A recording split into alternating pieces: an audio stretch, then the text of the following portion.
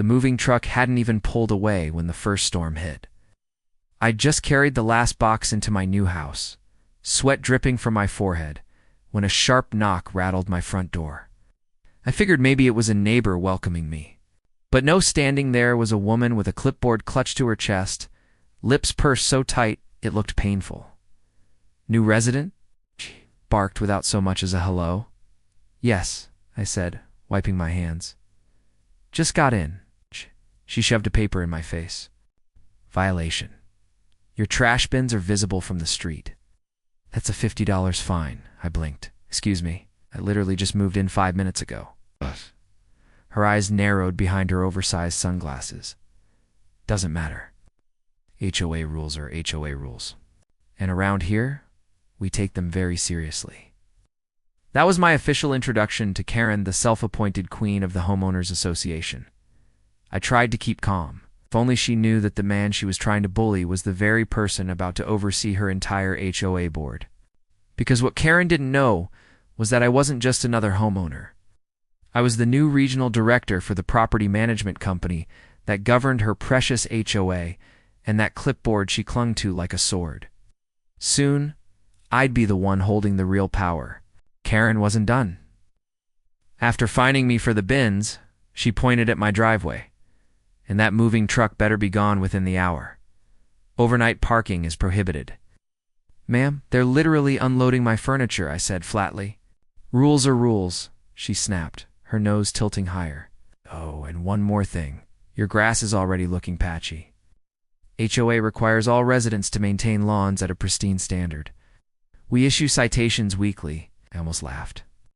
My belongings were still in boxes, and she was already threatening me with landscaping fines. "Thank you for the warm welcome," I said sarcastically. "I'll be sure to review the HOA guidelines." She gave me a plastic smile. "You do that? People who don't fall in line around here regret it." Then she spun on her heels and stomped away, leaving me stunned.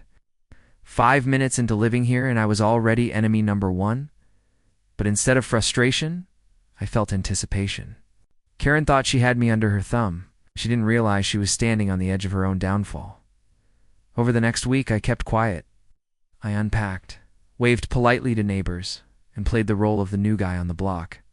But behind the scenes, I dug into Karen's history. Turns out, Karen wasn't just a nosy neighbor, she was the HOA president. She'd been running the board for 5 years, and from what I heard, she ruled it like a dictator. One neighbor whispered, "She'll find me for having a garden gnome." Said it was unsightly. Another shook his head. "She made my wife cry over a flower color." Said purple wasn't on the approved palette. I heard dozens of stories. Threats of foreclosure, harassment over paint shades, and even a family who moved out after constant bullying. And then came the juiciest detail. Karen had no clue the property management company was under new leadership. The regional director, the person who could review HOA conduct, override decisions, and even replace board members, was me. I was in the perfect position to expose her tyranny. My chance came faster than expected. One evening, I parked my pickup in the driveway instead of the garage. Not 10 minutes later, there she was again, clipboard in hand. "Violation," she shouted, scribbling furiously. "Trucks are not permitted in driveways overnight." I raised an eyebrow. "Really? It's a pickup truck, not a semi?" "Doesn't matter. It's against the rules. You'll get a fine every day it's parked there." She smirked like she'd won. That was when I decided to push her further. "Oh, interesting. And where exactly are these rules written?" "In the HOA bylaws," she snapped. "I wrote half of them myself." Bingo. That was my opening. I leaned closer, lowering my voice. "You know, Karen, it's funny. You're enforcing rules that aren't legally valid." Her face went pale. "Excuse me?" I smiled. "Don't worry. I'll explain it at the next HOA board meeting. You'll be there, won't you?" She squinted at me suspiciously but nodded. Good, that was exactly what I wanted the following week. The HOA board gathered in the community clubhouse. Karen sat at the head of the table, smug as ever, the clipboard stacked with fresh violations. She didn't know I was attending not as a homeowner, but as her new boss. When the meeting began, she launched into her routine. "We have several fines to discuss, starting with the new resident who I interrupted, standing up. "I'd like to address that. She froze. You don't have speaking rights at this point. You're just a homeowner. I pulled a folder from my bag and placed it on the table. Correction. The new regional director of the property management company. That means I oversee this HOA, and by extension, your presidency. The room went silent. Board members looked at each other in shock. Karen's jaw literally dropped. I continued, flipping through my papers.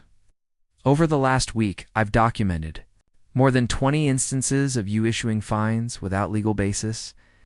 I've spoken to multiple residents who feel harassed and intimidated. And based on what I've reviewed, you've overstepped your authority on countless occasions. Her face turned red. You can't do this. I've been president for years. Exactly, I said calmly. And in those years, you've abused your position, which is why effective immediately. I'm placing this HOA board under review. All fines issued by you are suspended until further notice. The neighbors erupted in quiet cheers. Karen's power had just evaporated before her eyes. Karen tried everything, pleading, yelling, even threatening to sue, but none of it mattered. She was caught. Within a month, the board voted her out. A new president was elected, one who actually cared about the community instead of using it as a personal kingdom. As for me, I became something of a local hero. Neighbors thanked me, brought over pies, even invited me to backyard barbecues. For the first time, the neighborhood actually felt like a community, and Karen.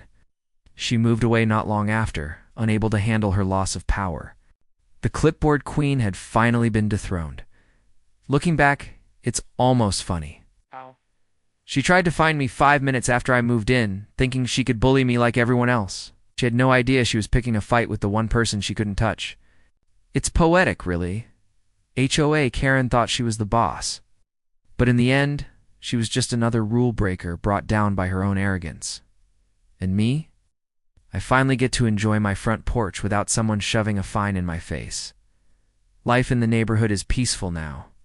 But sometimes, when I see an empty clipboard lying around, I can't help but chuckle because I'll never forget the day HOA. Karen stormed over only to discover she was lecturing her own boss. Asterisk, this story is just the beginning. There is so much more ahead. Subscribe to the channel to join me on this journey.